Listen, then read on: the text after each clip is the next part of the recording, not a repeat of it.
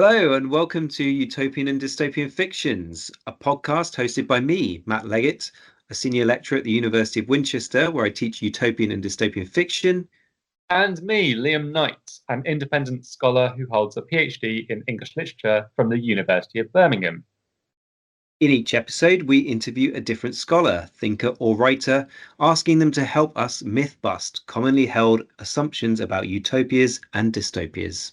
If you like what you hear, please let us know by following the podcast, rating it on Spotify, or dropping us a message on utopian and dystopian fictions at gmail.com.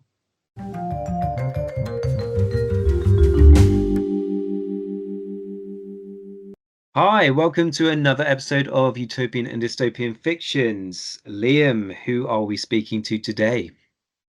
Hi, Matt. Well, in this episode, I had the delight of interviewing Nathan Waddell. He's a professor of 20th century literature at the University of Birmingham, and as becomes quickly apparent, my former lead PhD supervisor. Now, from a research perspective, Nathan is known for loads of things. He's published on modernism and its associated writers, John Buchan, Wyndham Lewis, Aldous Huxley, and even Beethoven, interestingly. However, it's his research and teaching on utopianism, dystopias, and the works of George Orwell, including, of course, 1984, which Nathan has published loads on, that we spend most of our time chatting about in this episode. Now, something that we talk about for some time is what Nathan calls the elegance of dystopias. As you and I know, and I hope our listeners do as well, dystopias usually take place in settings that are radically or subtly different to their contemporary moments, at least in the literary sense of dystopias. But there's a myriad of ways in which those differences are communicated. There's frame narratives like in More's Utopia. There's the found manuscript device like in Stanislaw Lem's memoirs found in a bathtub. There's geographic, planetary, or even temporal travel, the latter of which appears in Wells's The Sleeper Awakes. Or there's just straight-laced realist fiction in which we're immediately plonked into the dystopian scenario. Now, even with that strategy, there's a bunch of ways the emergence of the dystopia is communicated, whether that's through flashbacks, backstory, fictional documents, visual cues in film, TV, and video games, and even just a good old-fashioned info dump. Anyway, Nathan expressed that his appreciation for dystopias comes in their elegance, or rather how effectively they balance the needs to communicate difference, their needs to info dump, with their literariness, their form, their craft. Now, I find myself agreeing with Nathan. My research on dystopian endotexts, I suppose, pays attention to that balancing act that he talks about. But what do you think about this elegance idea, Matt? Yeah, I thought it's one of the most interesting things that you guys discussed, actually. Particularly, it comes towards the beginning of the discussion before you start talking about Orwell. And yeah, I mean, I don't have a long list as you have just sort of given of these texts and the different ways they do this, which I thought that was really interesting and useful. But I think it was particularly drawn to some of the ideas he said, where he was talking about he was attracted to the sort of discursive nature of the genre or the subgenre or whatever you want to call dystopian fiction. And he sort of said that the texts were, or the novels or texts were texts of ideas rather than character or narrative. And that's certainly something that I'm interested in. And I think particularly as someone who teaches utopian and dystopian fiction, as Nathan does as well, and I can tell from hearing him, he's thinking about it in the way I am, as in what a student's going to respond to. One of the things is, I'm a bit like Nathan. I'm also drawn to these highly politicized texts that are more discursive, are more ideas focused. But I'm also very conscious that most people come to a module like mine of utopian and dystopian fiction drawn in by the idea of dystopia as something exciting, playful, fun, maybe a kind of thriller, something dramatic, rather than actually a lot of these texts don't do that. A lot of them aren't sort of very highly plotted. They might be slow burns, they might be, as you say, they might contain lots of detailed backstory, info dump type materials. So I thought that was a really interesting angle for discussion, and it doesn't apply just to dystopian texts at all. In fact, if anything, utopia as its kind of cousin is even more sort of dry. Might be another way of putting it. That's a negative way of putting it, but they are often accused of being dry. I think it's worth defending the genre from those kinds of ideas and statements. Yeah, totally. I agree with you. I think you're sort of talking about your students there, and again, like my students who I've taught on a dystopia module at Birmingham. I'm thinking like they're accessing or coming to these modules expecting to be excited and interested and thrilled because that's what dystopia has become or is seen to be on TV and film and video games, and even like the YA dystopias that probably a lot of our students have grown up reading and have grown up really enjoying. They probably are a bit more flashy and exciting than maybe some of the more, I don't know, serious grown up adult whatever novels in the genre. It's interesting though that you know where we're talking about this elegance. I suppose it's making sure that we acknowledge that there is time and space for this info dump backstory, whatever we want to call it, but that it's something that has to be masterfully articulated and integrated. And I think there probably still are a number of texts in the utopian and dystopian traditions that don't get that elegance right and can be, yes, a novel of ideas, but very dull perhaps. In that, Yeah, I don't think some of them even try. I don't think no, they're trying to balance this. They know what they are, and they're happy to be those kinds of texts. I mean, I think you're kind of also getting at the fact that there is this trend towards, as you say in the YA dystopias, towards more heavily plotted, action-based kind of narratives. And of course, the obvious one that springs to mind is something like the Hunger Games. yeah, But of course, I'm thinking I relatively recently read Nana Kwame Adjei-Brenyah's yep, Chain Gang All Stars, which is yes, I thought was a really great novel. I mean, in some capacity, you can kind of accuse it of being that kind of YA sort of trope of very heavily plotted, but it really did make space for ideas really innovatively. I mean, there's a really good use of kind of footnotes to give kind of yeah, yeah, historical background to some of the material. I would really recommend that text, and I think that's the text that's getting that balance just right, yeah. of being a text of ideas, but also of being really fun to read. And I haven't taught it on the module yet, but I'm kind of biding my time, waiting for the right moment to introduce it because I think students will get a kick out of it. Yeah, that's something I read about 13 months ago while I was on holiday and absolutely loved it. Because, yeah, exactly that. It's a cracking dystopia, but it's just a very fun read, perhaps above all else. Anyway, Matt, as you sort of suggested, Nathan and I did talk a fair bit about Orwell and 1984 in the latter half of our chat. Nathan calls 1984 ground zero for the dystopian tradition. And he says this claim could be contested and is not the same as saying that it's the very first dystopia. And you know what? I think I totally agree with him. And that's not just sort of the bias of him being my former supervisor coming through. I think there is something very textbook about 1984. It is, I think, very much peak dystopia. It's a novel that has set the standard for the genre and has been profoundly influential in the literary tradition, but also culturally as well. What do you think, Matt? Is it right to call 1984 the textbook dystopia or the ground zero for the dystopian genre? Yeah, I mean, I think, I mean, probably I would agree. I do think that, us pedantic kind of scholars, we do like to sort of suggest origin points that are before this. Whoever suggests the earliest one, we go, no, well, actually, this is before that, and this influences that. But and Zamyatin's Yevgeny Zamyatin's "We" was talked about in the interview and acknowledged, and absolutely, you can see that it's a kind of prototype for Orwell's novel. But yeah, I totally understand that in terms of the cultural presence of a text and that sort of the lasting impact that it's had, definitely. I know that's something Nathan talks about in the interview. I actually think, I mean, one of the interesting and distinctive things about Orwell's novel is actually it's kind of like almost like a total inversion of the utopian paradigm. I know that Gorman Beauchamp's written a really interesting piece, and in it he states that Orwell creates a kinetic or progressive dystopia, one that is striving every day in every way to become worse and worse. So it's that's a kind of interesting idea to me, whereas a utopia strives towards perfection and continues Mm. to get better and better.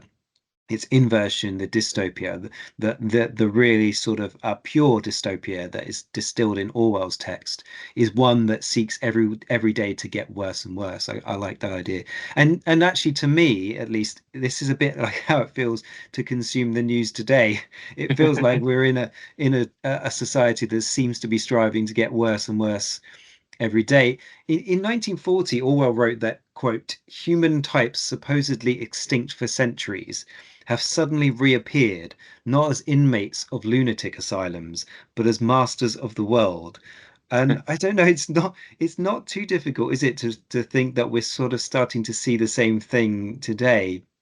Listening to the interview, I thought Nathan, rather skillfully, maybe like a politician, one might suggest, managed to avoid explicitly politicizing sort of contemporary responses to the novel. He definitely hinted at these things, but refused to be drawn on names. I'm not sure I'm capable of quite such restraint, though. Um, so in large part, I think it seems to me that figures like Musk, who have repeatedly held up 1984 as a kind of sacred text of the conservative right, usually connected with sort of free speech warriorism, either haven't read the novel or are just deliberately misinterpreting it. I'm not sure which. I think probably haven't read it, but there's certainly nothing to stop them deliberately misinterpreting it. But I suspect Orwell, who was a socialist, and this is touched on in the interview, would be turning in his grave at the way that the novel is used these days. And maybe it is difficult to put Orwell's political beliefs in like such a neat box. I think again, this is something that Nathan alludes to in the interview.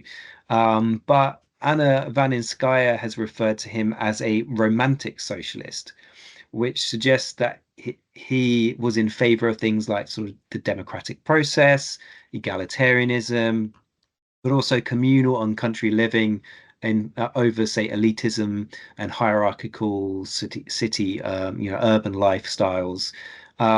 She suggests that he identified with physical vitalism, exemplified by manual labor and individuality over something like mechanism and uniformity.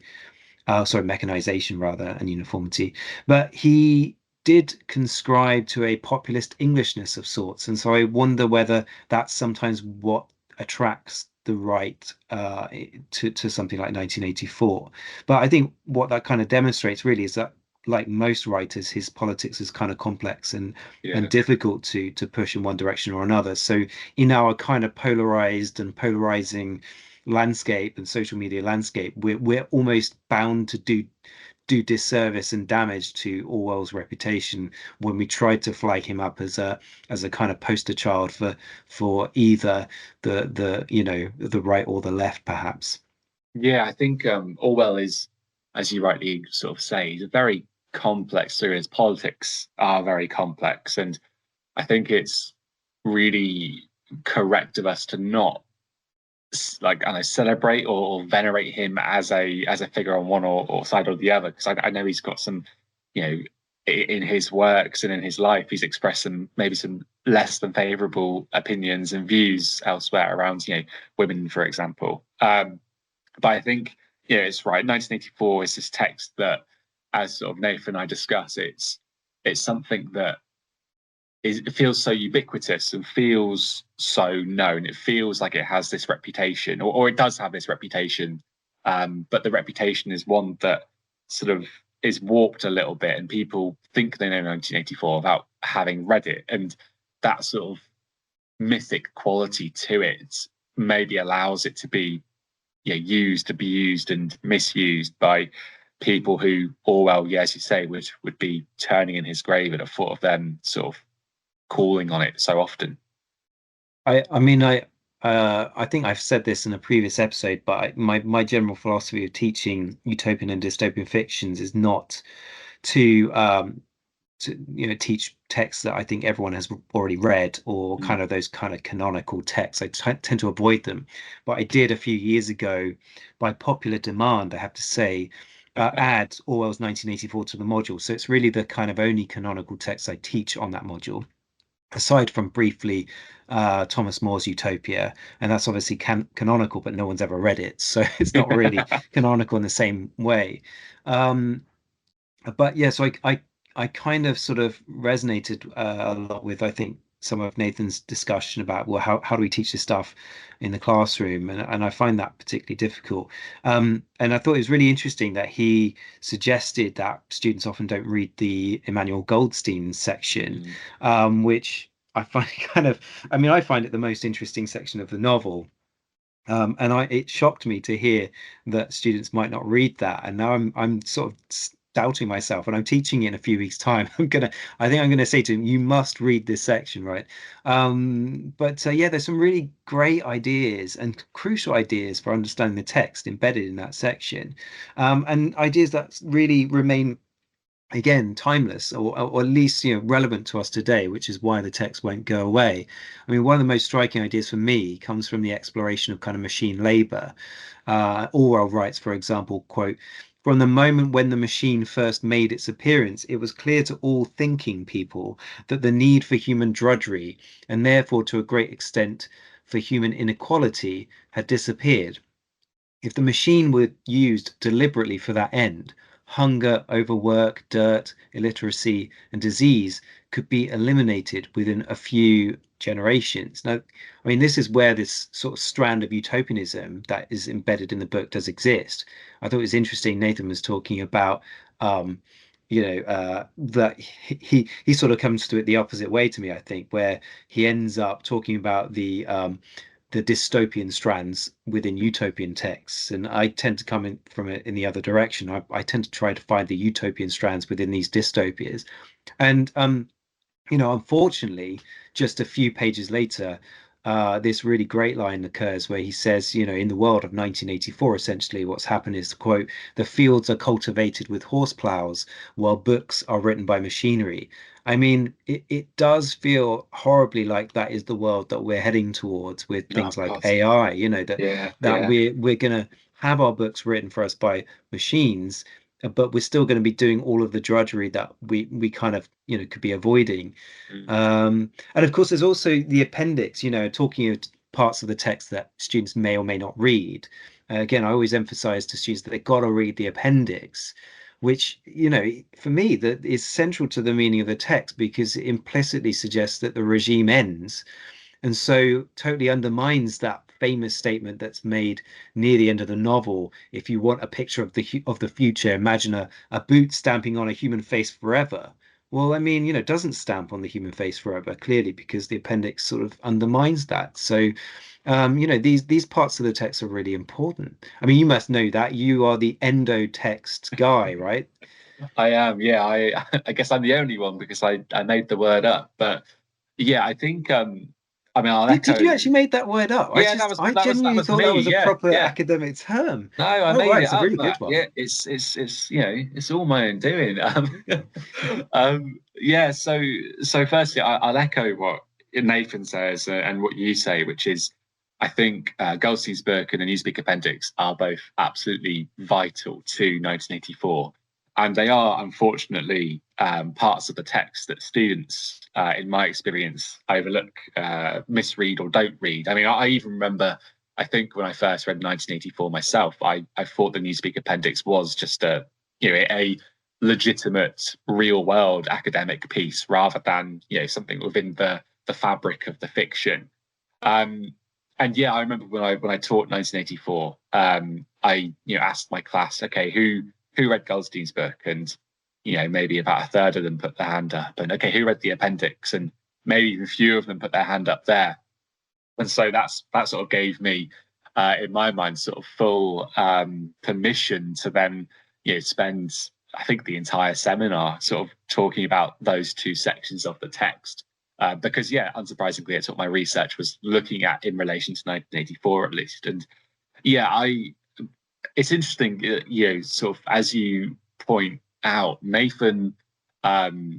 looks at sort of the dystopian strain and maybe the utopian moment, i.e., Goldstein's book, and you're sort of looking at the opposite.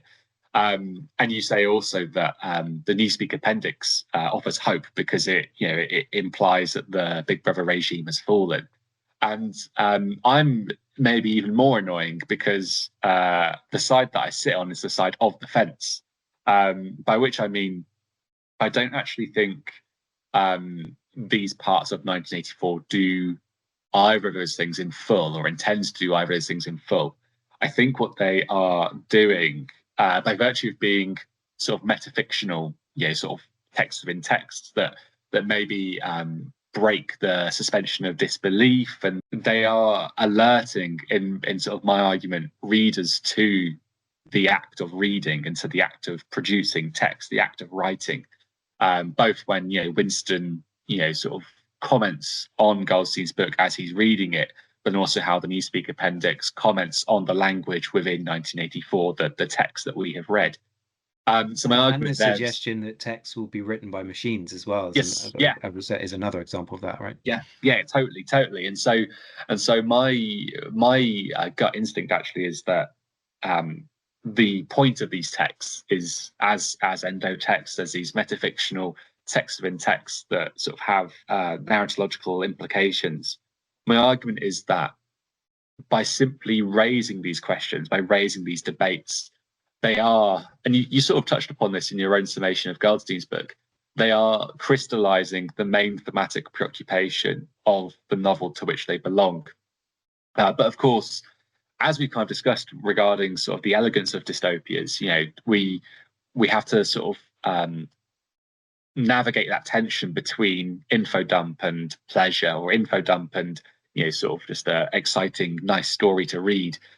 And so through crystallizing those preoccupations, those concerns, those big questions, and so on, that's a way I think that makes these texts really elegant. They are having their cake and eating it. They are producing really excellent, beautiful, fascinating stories that are so masterfully crafted and are able to convey their big, major, important points. I could go on. I mean, obviously, I did. I have a whole thesis about it, but I'll stop there with regards to 1984, at least.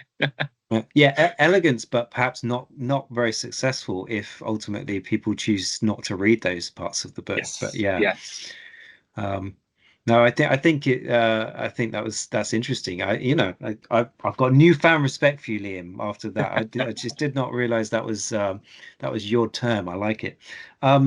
I don't know if you've got anything else you want to say on 1984, but I did have one other sort of discussion point, which was that obviously we're talking about myths about the text. I think we've already sort of touched on a few here, and I know that's something that's also touched on in the interview. But one of the kind of myths I sort of often encounter about the text is that sort of Big Brother myth, and the idea that Big Brother is kind of Hitler, or it's about Nazism. And I think probably most listeners to this podcast will probably not sort of realize that's a myth, because they will probably be a bit better read than that and will recognize the figure of Stalin in the text, rather than Hitler. But I think this does point to the kind of complexity at the heart of the novel. Irving Howe has pointed out that, and I'm quoting him here, the destruction of social memory becomes a major industry in Oceania. And here, of course, Orwell was borrowing directly from Stalinism, which, as the most advanced, and he uses advanced in scare quotes here, form of totalitarianism, is infinitely more adept at this job than was fascism. And then he comes up with this great line, Hitler burned books, Stalin had them rewritten. I think that's a really interesting way of thinking about this. We often hold up Nazism as, of course, the ultimate evil here. And I'm not diminishing Nazism's evil whatsoever, but the book is much more interested in the in Stalinism than it is Nazism, which, of course, contextually speaking, is what was emerging as this was going on. Of course, it's in the immediate aftermath of World War II, but it's also anticipating Stalin's regime Mm. and Stalin's mechanisms of indoctrination, control, which were different. And yeah, that idea of sort of destroying history compared to rewriting history, I think, is a really central way of understanding reading the text. Of course, which we might link to Winston's job in Mhm. particular. Yeah, totally. I know, again, from my teaching experience, students often think that it is in 1984 is a novel that is maybe equally as concerned with Nazism as it is, Stalin's Russia and communism. And I think that maybe isn't completely accurate in that the responses to Stalin are much more profound. And I know from a piece of work I've been doing lately, obviously Orwell himself was positioned on the left, but he was also sort of somewhat opposed to like the British leftist intelligentsia, who in sort of it's either like the late 30s or early 40s were sort of really almost like fetishizing and celebrating what was going on in Russia, and he was really sort of appalled by that response. For any listener who's interested, there's a really great book by Masha Karp called George Orwell and Russia, which I'd recommend. It really details his knowledge of and sort of how he tried to respond to Russia and sort of vanquish, if you like, the Russian myth that was existing in sort of British politics at the time as well. Well, I mean, I'm ready to hear Nathan because he's the real expert on this, and we're just keeping the seat warm, right? So, uh, are you ready to roll the tape, as we say, Liam? As we say, I've just got two quick things before we do, because there are two things that Nathan and I didn't quite get round to in the interview, and I promise we will pass on to Nathan after that. So the first was that he does actually have his own podcast called Reading Orwell, which is available on Nathan's personal website and on all usual podcasting platforms. And you can Nathan, listen to that in addition to our podcast, not exactly, in yeah, yeah, not replacement not of. instead of, not instead of, not instead of, no, of course not. And Nathan actually has not asked me to promote this. It's me just sort of celebrating something I think is really great. It features a mixture of interviews, thematic discussions, and even a chapter by chapter commentary on 1984. So it's a great resource for anyone interested in Orwell's work. And this is not a selfish moment or a self-interested moment, but it does in fact feature an episode with me talking about 1984's endotext. So there we go. And second, I just wanted to say that since Nathan and I recorded this interview, he delivered his inaugural professorial lecture, which I was fortunate enough to attend. It's always a pleasure to hear Nathan speak, and some of the ideas that we discuss in the interview, which you are about to hear, I promise, are taken in new directions in that lecture as well. It's available on YouTube, and so I'll make sure to put a link to it in the episode description. So if after listening to this episode, you, our dear listener, enjoy it, please do go give that a watch afterwards. Right then, Matt, now it's time to roll the intro. Jingle, jingle.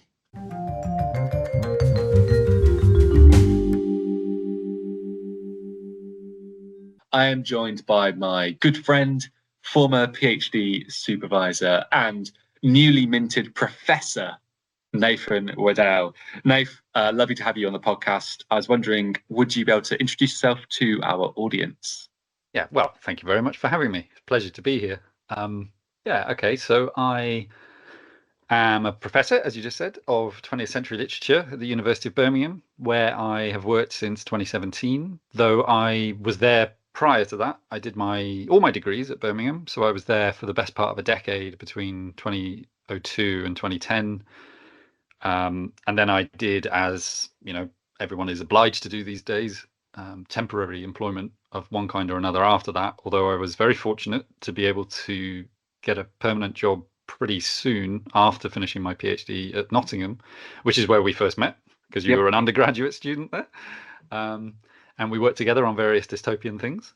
And yes, and then I worked at Nottingham, had a lovely time there for half a decade or so, and then came back to Birmingham, and have been working there ever since. And when I say working there, of course, that means all sorts of different kinds of things. And dystopia has not been the or dystopia, utopia has not been the main thing necessarily. My PhD was on modernist literature, but it had a utopian component. And it was not thinking so much about utopias as literary utopian texts, but more about the sort of the utopian impulse, and touching variously on strong and weaker degrees of that. Some of them quite strong, some of them quite weak. I think in retrospect, I probably would have called my PhD a slightly different thing, because in some ways it only sort of got a little way into sort of utopian studies in the strong sense. Although I read a great deal of it and really enjoyed that. Since then, though, I've kept up with, to some extent, dystopian and utopian scholarship. I've been very interested in Aldous Huxley, and remain interested in Huxley, and I'm hoping, as part of the next, I don't know, 5 years or so work, to get back into Huxley a bit more purposefully and meaningfully. And then, of course, the other big person who has remained there all the time is George Orwell. Although I didn't teach so much of that at Nottingham, it's mainly been since I went back to Birmingham that Orwell has come back into the foreground of my teaching and research, and one being connected to the other. So the research and the publication activity with Orwell that I've been involved with and in over the past half decade or so has come out of teaching Orwell in the first instance, and just being sort of prompted and energized by students for different kinds of enthusiasms about Orwell's work. So that's me in a nutshell. Yeah, I mean, it's really interesting there, because I think like our relationship has been really rooted in utopia and dystopia, and it's going to become really apparent throughout the chat. So I'll just sort of peel back the curtains now. But we've known each other now for, I don't know, something like 13 odd years, I'm going to say. I joined Nottingham in 2012, I think, as an undergrad. So we're sort of getting on to 13ish years, or at least definitely over a decade at this point. And then you taught me a brilliant third year module on dystopia. I then went away to do my other degrees and my brief sort of time in teaching, and then when I got that itch to return to university to do a PhD, there was nobody else I'd rather have done it with and done it under. And I was even saying to some colleagues the other day that I'd have followed you to the University of Kathmandu if that's where you found yourself. So yeah, it's great to sort of have this time to chat with you about utopia and dystopia, and sort of your ins with it, because maybe quite a lot of our relationship has been the other way around, of you sort of interrogating me about utopia and dystopia, especially with the PhD. But also, I think it's really important, I think, that you flag that you're not just a utopia or dystopia scholar, right? Because I know you're somebody who's published really, really broadly, and I think you're someone whose research interests are really varied and really interesting because of that. I mean, I know you've got you've got your book on Huxley, you've got so much on Orwell, but you do loads on modernism. You've got your book on Beethoven as well, and so on. So thanks for being here, Nathan. I'm really looking forward to learning from your expertise once more, as has often been the way over the last decade plus. You said then sort of with your PhD, you were sort of getting into utopianism, maybe as more sort of like utopian thought and so on. And since you've been working on authors like Orwell and Huxley and so on. So I suppose a good place to start would be asking you, what do the terms utopia and dystopia mean to you? They're really rich terms, and they're ones that have so many different interpretations. So what's your particular sort of stance on them? Yeah, that's a very difficult question to answer, because sorry. no, but they're the best kind. Difficult in the sense that, and this is the difficulty that has stayed with me since the PhD, actually, which is that there are many different ways in which you can deploy the terms, and there are many different traditions of thinking and writing about those terms. Maybe fewer, arguably, on the dystopia side than utopia. I don't know if that's fair. It strikes me that there might be, or at least dystopia seems easier to get your head around. Yeah. As a term to use, maybe, than utopia. And as just a side comment, when I first started teaching this material at Nottingham, that module, which you took a later iteration of, was originally called 20th Century Literary Utopianism. So it was about utopias first, rather than dystopias, even though many of the same texts were on it. It wasn't all the same. By the time you came to it, we were looking at film and literature simultaneously, and it was called 20th Century Dystopias. And I sort of shifted things around, partially in response to student feedback, partially also in response that we were always talking about the dystopian elements of these utopian texts, and therefore I thought maybe it's just easier, practically speaking, if we just switch the focus. But even that ambiguity gives a sense of some of the difficulties, namely that the terms seem to be in some kind of conversation with each other and are conceptually entangled. So anyway, what does utopia and dystopia mean? Well, I prefer often, although I didn't so much write about this in my thesis, my PhD thesis, to think about these terms as literary terms. So when we say a utopia, I have it in mind to mean a literary utopia. So a work of fiction, a text of some sort that follows certain narrative conventions, or that might interrupt them in some interesting way, to depict, to talk about, to think about, to invoke, to reflect some possibly ideal place, either satirically or meaningfully. Well, sorry, that's the wrong opposition. Satirically or without guile, to sort of, to do it sort of straight, as it were. But and then dystopia is thinking about societies or communities in some way that have been destroyed at some level, or are in the process of being destroyed, or have already been destroyed, and we're trying to think about the way through and out and away from them. But always to think about them in terms of literariness. So what is their narrative structure? Because of course you can use these terms in very different ways. You can use them to talk about the idea of a community without the literary component encircling it. You can use them as terms of abuse or approbation or praise or whatever, and therefore you're thinking about, or you're using the word in a way that is connected to the sense of the literary text. For example, Thomas More's literary text, with which these terms are so strongly and centrally linked. But you're also getting into quite a different area. So when in the news somebody says the dystopian scenario of XYZ, they rarely mean that it reminds you of a literary work. It's more that something is awful or calamitous or depressing or terrible or terrifying in some way.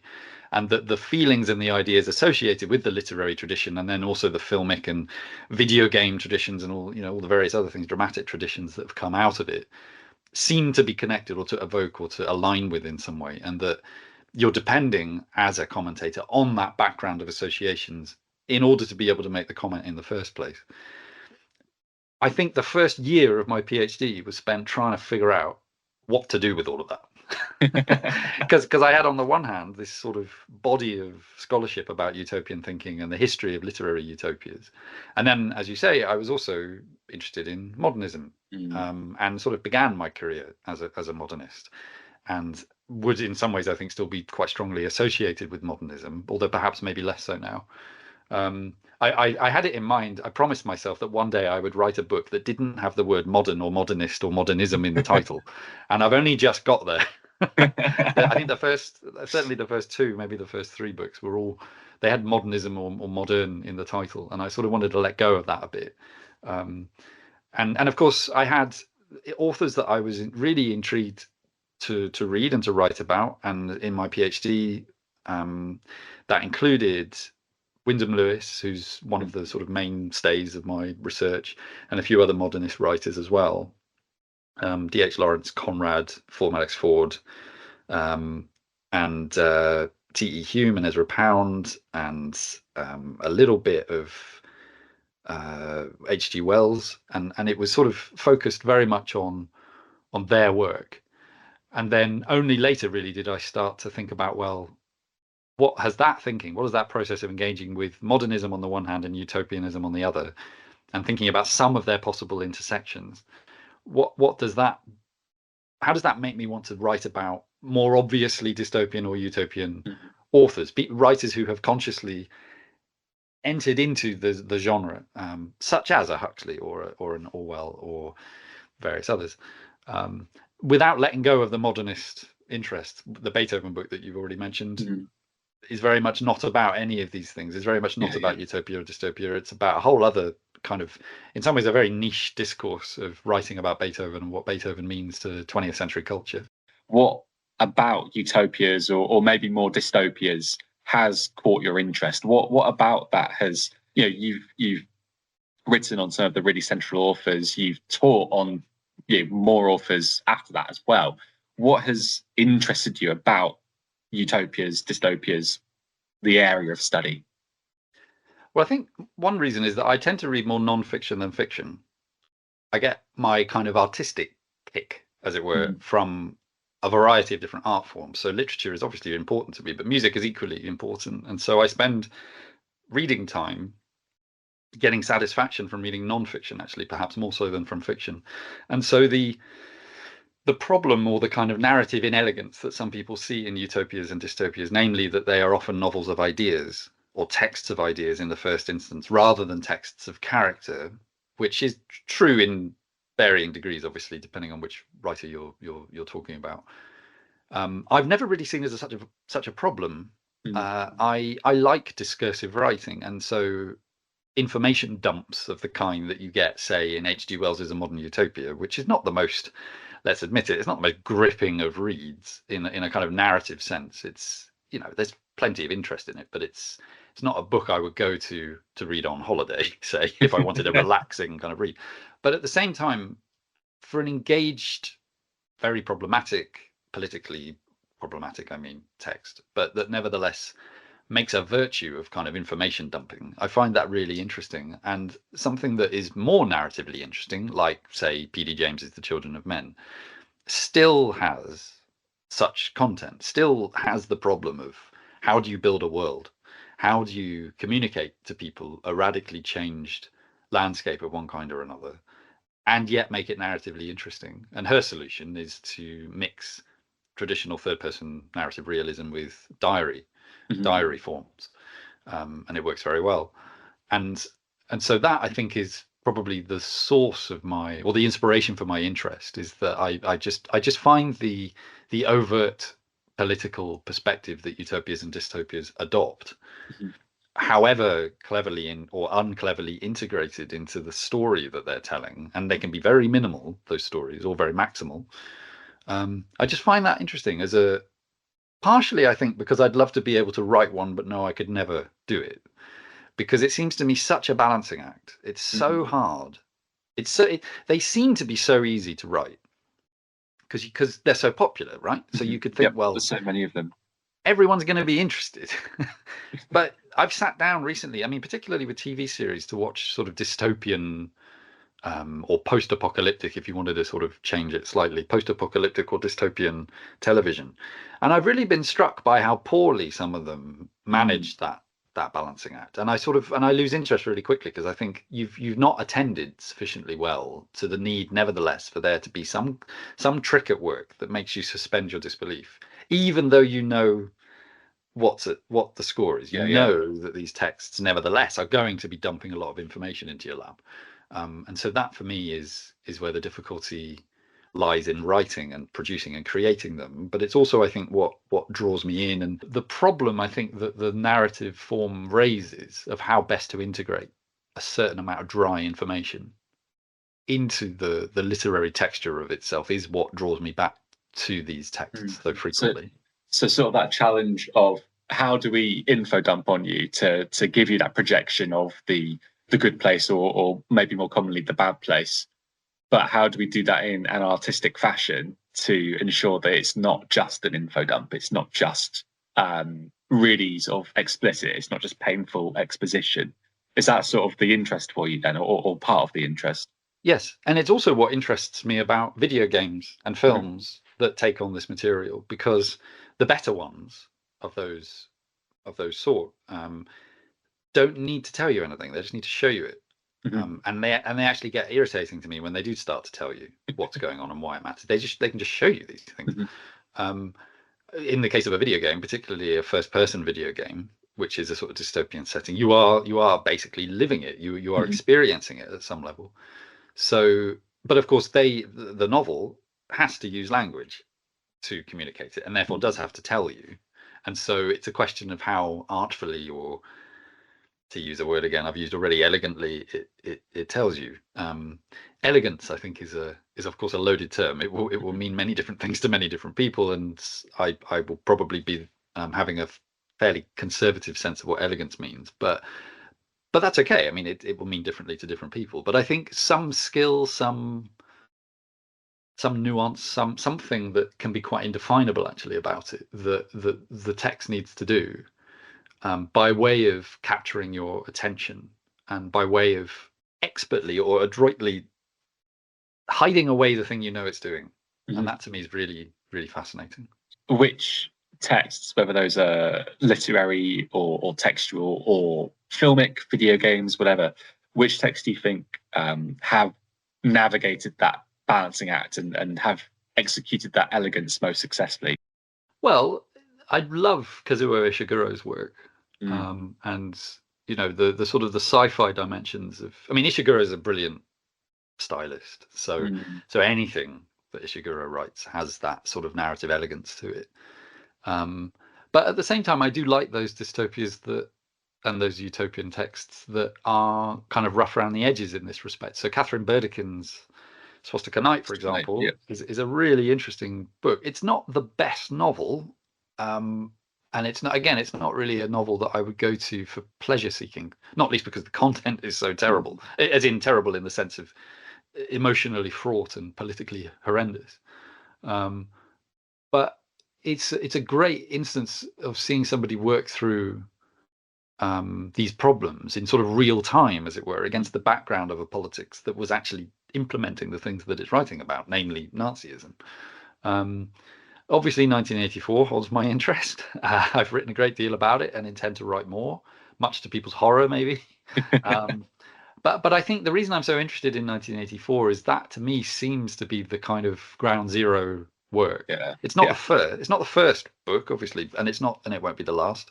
But it's the work that seems so familiar to so many people as to warrant close attention and different attention. So a lot of the attention I pay to Orwell is literary critical attention. It's not so much contextual or socio-political or historical attention, although I would classify myself as a historicist. But I'm much more interested in just saying, what are the literary pleasures and possibilities of 1984, and indeed all of Orwell's writing? And even if maybe this is a naive thing to say, even if at the cost of misreading, that to me seems far more interesting to misread Orwell in a way that leads to further conversation than to just say predictable things about it. I can imagine howls of objection from various quarters at saying something like this, but it's not such an unfamiliar strategy in literary history. All great poets misread each other. So I'm not a great poet, and neither is Orwell. But I'm hoping maybe to contribute just a little something of the same idea through strong literary critical responses. Strong in the sense of really coming down quite hard on details that people might not see as important. So sort of strong readings in that sense, making a lot out of a little, in other words, in order to just try and get the conversation back to some of what Orwell's doing as a literary figure. And the same would go for anything else that I'm interested in. So Brave New World, for example, Huxley's Brave New World is a wonderfully it's a better novel than 1984. It's in my view, it's more accomplished as a work of literature, and it's much more ambiguous. And Huxley as a figure is just so fascinating. So there's a lot that is holding my interest with canonical writers, actually, that I want to sort of look into a lot more, and then also uncanonical writers, or sort of yet to be canonical writers. So Octavia Butler, for example, Parable of the Sower, which is a text that I've taught at Birmingham, and was really moved by when I read it. I'm hoping to write about as well, because I find it really interesting as an instance, and it's a very different kind of dystopia to the other ones. It's a sort of post-apocalyptic dystopia.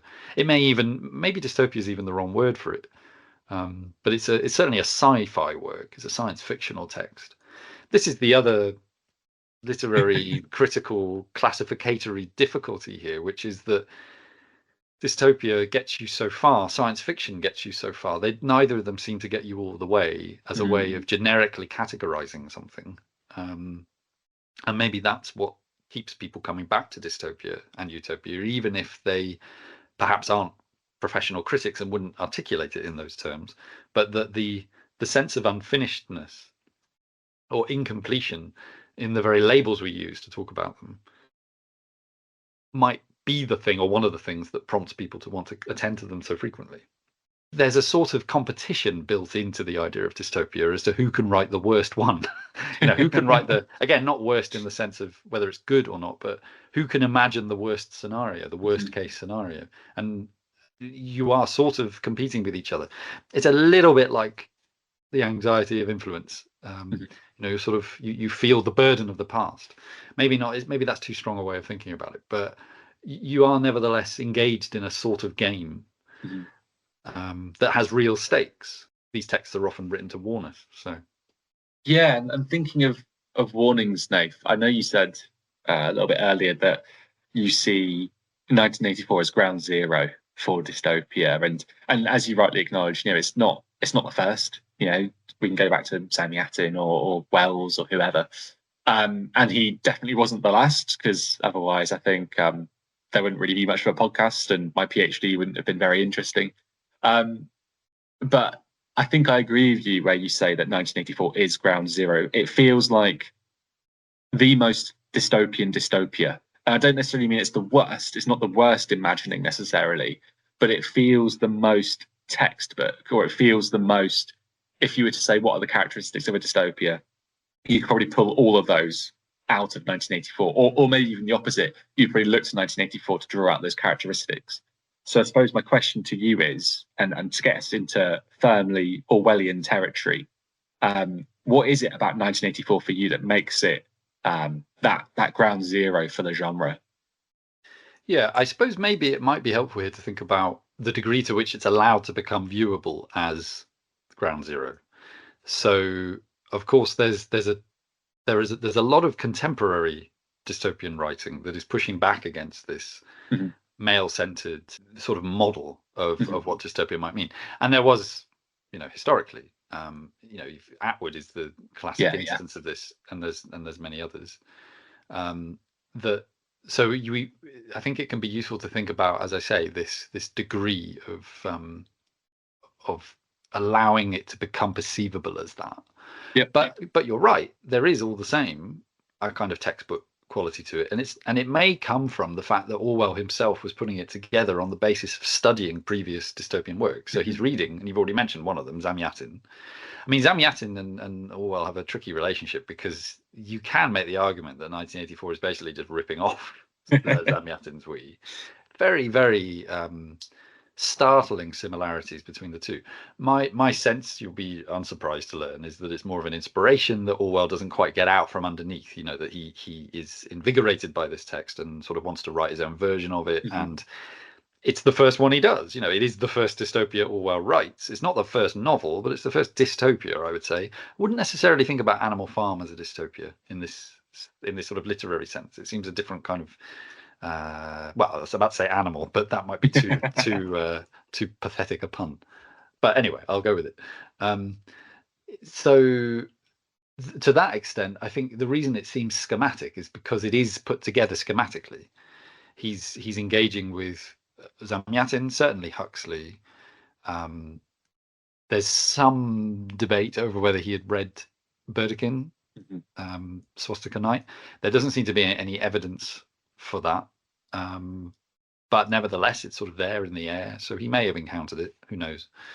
And yeah, that's why I think it perhaps has that sort of textbook flavor. It's very economical. That also helps. It doesn't seem to waste time getting on to what it gets onto.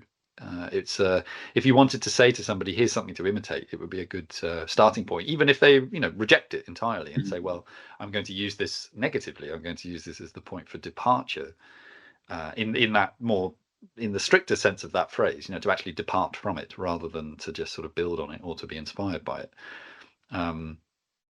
Yeah, I mean, that to me seems to be why it has that characteristic, that ground zero flavor. The other side would be the degree to which, or the extent to which it has remained part of our conversation. Mm. You know, it sees that there seems to be no sign of it going away at all, ever, for the foreseeable future, for good or for ill. I mean, it's a book that is ownable by many different political constituencies, not just the sort of line of political investment that Orwell was writing within, i.e. a left-leaning one. It's ownable by right-wing populists as much as left-wing populists. You know, it has that sort of universality of appeal, which will keep it going as a text in our conversation, and maybe for the wrong reasons. You know, it's hard to foresee, but it's certainly there, and that may also contribute to its sense of originality, in the sense of being the origin. Yeah, You know, I know you and I have spoken quite a lot over the last, several years about everyone knows 1984, or they think they do.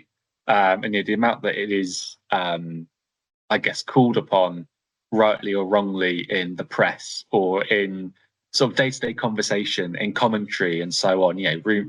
Big Brother, Room 101, Thought Police, Doublethink, whatever. Big Brother is watching you.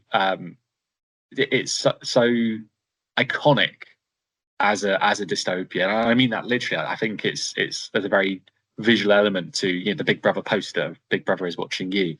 But yeah, I think it's hard for us to get away from it, because it seems so enmeshed in, I guess, just like cultural thought and sort of just public knowledge, even if that knowledge and public thought is maybe not totally accurate or not totally in the spirit of Orwell's book itself. Orwell has the distinction, or maybe the curse, of having an adjective, like Shakespeare, like Dickens, or Swift. These are all people who influenced him as well. But he has exceeded himself in our mental furniture and mental landscape, and therefore will never not seem to have been important. He will always seem like he has always seemed important, and that's not true. And that I think is, in the sense that, of course, prior to 1949, nobody knows about 1984. So it's one of the difficulties in teaching Orwell, actually. It might sound weird to say, but I kind of dread teaching Animal Farm in 1984 at some level, because they're really hard to teach within a university environment anyway, when you have a relatively short amount of time, maybe a week each, maybe 2 weeks, maybe at most, but certainly no more. And you don't have long to try and puncture the crust of cliche and myth that's been encapsulated, that they've attracted to themselves, or again been allowed to attract to themselves. This was the subject of my Beethoven book. That book is all about Beethovenian myth and what it does, how it activates writer's imagination, and where it might be useful. And so in that sense, there is a thread running through some quite superficially different things in the research I've done and the writing I've done, that all settle on this question of, well, these reputations that precede certain figures, what sort of work culturally does that do? And Orwell, it does a lot of work for him. People feel as if they know the book without having read it. It's mythological at that level. It has become a modern myth. And then when you invite students or just anyone to read it, and you say, pay attention, really pay attention to it. Don't let that prior knowledge or that reputation get in the way of actually reading what's on the page. And they're often very surprised at what's in it. And sometimes, they'll see Orwell's prejudices in a way that they never saw before. And that's good. Often they'll be more intrigued by the literariness of his writing than perhaps they might otherwise have been. My challenge remains to get students to read The Theory and Practice of Oligarchical Collectivism, which is the sort of the imaginary revolutionary tract at the center or near center of the book. Yep.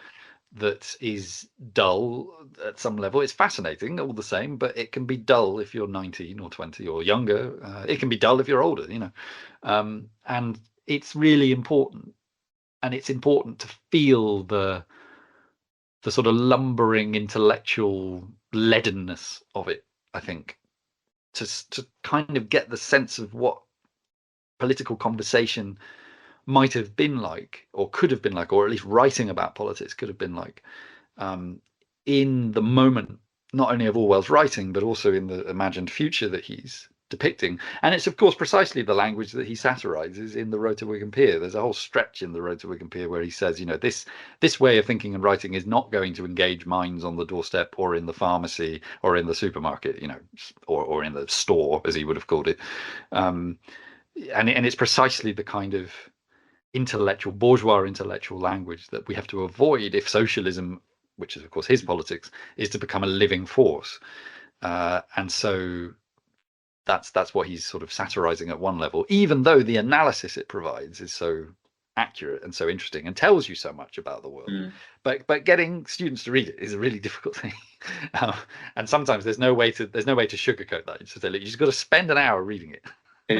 Well, I mean, Goldstein's book is a part of 1984 that I know very well, from my thesis and from teaching 1984 as well. I know that, I just did ask my class, hands up, who read The Theory and Practice of Oligarchical Collectivism, who read the Newspeak Appendix, and not very many hands rose up at that point, because students thought it was boring or dry, or not even, certainly with the Newspeak Appendix, like not even the book proper. They thought it was just one of these academic appendices at the ends that can be ignored. My question for you, Nath, is I was going to ask you about 1984 has this reputation, it's almost mythic, and you sort of suggested that once people read it, that sort of is maybe dismantled a little bit, or it's eroded slightly. And I was going to ask you, I suppose, for your recommendation or for a bit of insight from you around what myth about 1984 do you think should be busted? But I think you've touched upon that in your discussion of Goldstein's book. It's much easier to say, so I'll say that instead. But could you touch on that a little bit more? So what do you think? You've spoken really passionately about like students and anyone should be reading this. What for you is the essential value of it? What does it help to dismantle about 1984's mythic reputation? Well, the main mythic reputation, I think, is that it's rejecting socialism, which is not true. It's rejecting authoritarian socialism and Soviet Stalin style communism. That's its target. And Orwell's really clear about this, not only in his sort of the very limited amount of non-fiction that he wrote to accompany the book, because of course he died fairly soon after it, but he did issue various statements saying, no, it's both in private and public. It's not about socialism per se. It's about where socialism might go, and he uses the word perversion, to the forms into which it could be perverted. So even if you're unsympathetic to Orwell's politics, I think getting around that mistaken assumption is key, because he's not rejecting socialism as such. It's the politics he commits himself to in the later stage of his life. So that seems to me to be probably the most important thing. Another myth is that it's uninteresting at a literary level. That to me has never seemed true from the moment I read it for the first time. It seemed always to be more interesting to me than its reputation might suggest, because it is treated very much as just a sort of pamphlet. It's a sort of lightly fictionalized pamphlet in which Orwell expresses his politics and his critique of totalitarianism, and that to me just seems wrong. There's more going on than that allows for, and it's what I find most interesting to write about. Of course, the problem there is that it doesn't seem to be so connected to the political, and whenever I'm interviewed about Orwell, or whenever I have a conversation about it, that's where people want to go. They only want to go to the politics. What was he doing in his life? Rarely does the conversation come to the literariness of the book, and there are reasons for that. But I think that it's one and the same. It's part of the same idea. Orwell's desire to resist totalitarianism is bound up with what he calls, the value of literature. He says in a number of places in the Second World War, right up to the end of his life, that if you believe in the value of literature, then you have a duty to resist totalitarianism because it will eradicate it. That's one of his main political positions. And 1984 seems to me to be pretty unambiguously kind of saying that, but there's just enough literariness in it to enable it to be ambiguous and ambivalent. And that is, on the one hand, the sign of something that's well written. It's not the best book in the world, but it's well written, but also enough to enable it to have such varied appropriations by some people who clearly don't understand it. I won't say who those people are, but everyone will know who I'm talking about. You know, certain major political actors of our time seem pretty persuaded that it's their book and have clearly not read it, or if they have read it, they haven't paid attention. Well, here's hoping that myself, yourself, and Matt aren't suddenly stricken down by anonymous political figures following the publication of this episode. Nath, I wondered, we spoke about Orwell quite a lot in this chat, and I know he's somebody who you have spent recently quite a lot of time thinking about and working with, but he's not the only person either that you've been thinking about and working with. So I sort of thought I'd ask you now, Nathan, what are you currently working on in relation to utopias and dystopias and maybe their associated figures? Well, the book I'm writing at the moment is actually not about any of these things, although it is about something that has obvious relevance, which is I'm writing a book about Wyndham Lewis and fascism. And although there's a sort of quite Lewis-specific reason to do that, namely what is his politics and how did they evolve and what are the problems with the evolution of them and how we respond to that, he of course engages with many figures that wrote dystopias. I mean, he's one of the first people after Orwell dies to write a serious treatment of Orwell's writing. It happens to be very typically Lewisian and full of problems, but nevertheless he devotes, you know, a real sizable chunk of one of his books, The Writer and the Absolute, published in 1952, to Orwell's legacy and his sort of significance. I'm hoping, as I said already, to do some sustained thinking on Huxley, because about a decade ago I got very interested in Huxley because of his connections with the musical cultures that I was really intrigued at that time to be working with. And of course his career and intellectual interests are enormous, and he goes through the full gamut of things. So he writes the kind of the novel of ideas that is not connected to the utopian or dystopian problem or question sort of at the start of his career. So a book like Chrome Yellow, for example, or Point Counterpoint, which is a bit later, about a decade later. Then he writes Brave New World, and that book is completely fascinating in the degree to which it seems both to espouse the things that Huxley seems to be arguing against in it, whilst also having this reputation as a dystopia, as a sort of clear dystopia. Huxley is interested in eugenics at the time, you know, and in a sort of an authoritarian state with an aristocratic flavour. And there are good historical reasons for this. His politics evolve also, and then you find him reversing this and getting onto a very different kind of understanding of what utopianism might be. And his very late work, Island, is a really fascinating utopian novel, or a literary utopia. It's not literary utopia, in some ways might be the wrong term for it, but it's definitely a utopian novel concerned with the possibilities of a kind of spiritual future of some sort, a back to spirituality type future. So Huxley is there, and I'm hoping to be sort of that he'll be there for the long term. I mean, Orwell, I've written, as you say, a lot about Orwell, and in some ways I'm a bit kind of exhausted. Yeah, fair. But at the same time, not so much in other ways. You know, there are still things I want to say about Orwell, and would like to. So I'll be seeking to do that in some form or another. Do you want to talk about some of your Orwell publications coming out this year, or have already come out this year, or? Well, there are two. They're both long-term projects. The first one is the Oxford Handbook of George Orwell, which is a big multi-contributor collection of essays on many things in Orwell's life, and life and work, not just the sort of the obvious things. And that came out a couple of weeks ago, and that's been a 6-year project. So it was really nice to get to the end of, mainly to see it, you know, to actually to sort of to get it into the world. Then the other big thing is a book on Orwell that's aimed at a general readership called A Bright Cold Day, which, as anyone who's read 1984 will know, is an allusion to the opening line of 1984. And the subtitle is The Wonder of George Orwell, which was a suggestion from the publisher, actually.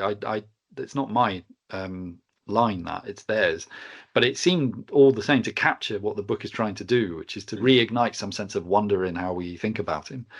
And it's a kind of synthetic day in the life of Orwell. By synthetic, I mean it doesn't take any real day in Orwell's life, but it looks at how he imagined day-to-day living, both in his non-fiction and his fiction. It's a sort of biography of his imagination of everydayness, and it's looking at things really, really, and I really do mean ordinary things, getting out of bed, washing, having a shave, eating, going for a walk, going to a pub, going to sleep, dreaming, all those sorts of things, of which there are loads of references in Orwell. It's all over the place. Because, of course, I mean, this will sound so stupid to say, but he was alive and he lived, and these things matter. And so, although, yes, surveillance, power, tyranny, totalitarianism, justice, all the rest of it, those big Orwell themes that we like to write about, talk about, and discuss are there and will never disappear.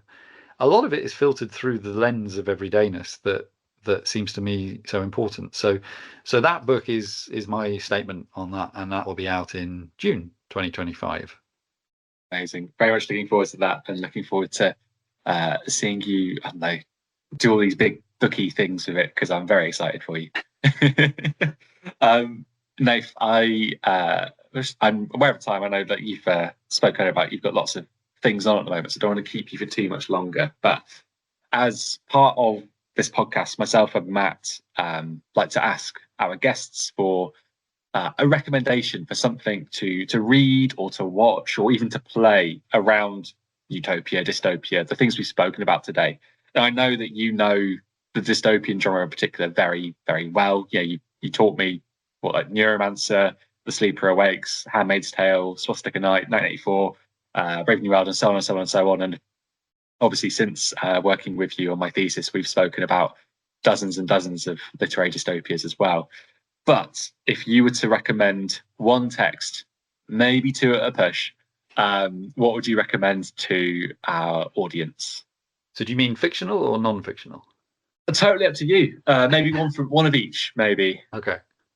Well, non-fiction is a book, a really interesting book, but it's not so well known, which is Mary Louise Bernery's Journey Through Utopia, which is 1950, I think. It's an amazing study of, and it's written, she was an anarchist, or at least an anarchist kind of aligned figure. And it's a really fine history of utopian thought and utopian writing, sort of the texts as much as the ideas. And it should be much better known. But I'm not sure it's in print. And the copy I had, I lent to a student and then never got it back. So I can't even check stuff from it. I mean, I can go to the library, obviously, but yeah, the copy I had went walkies. So I hope that student benefited from it in some way. But no, that's a really fine sort of cultural history of utopia.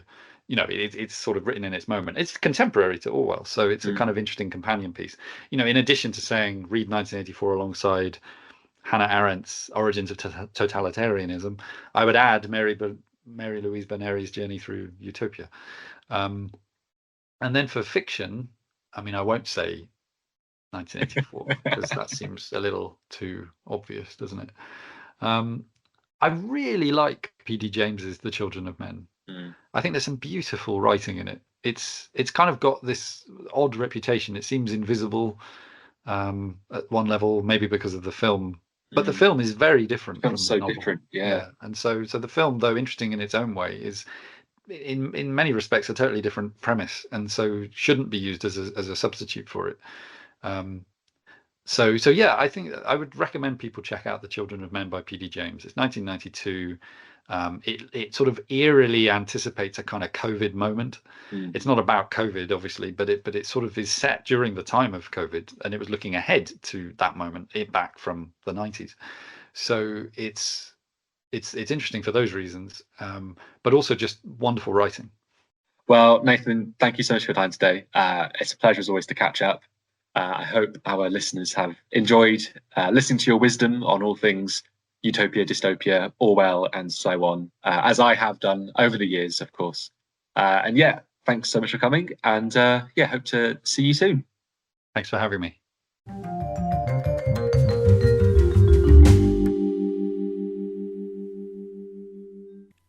Thank you for listening to this episode of the Utopian and Dystopian Fictions podcast. And thanks again to Nathan for taking part in the interview.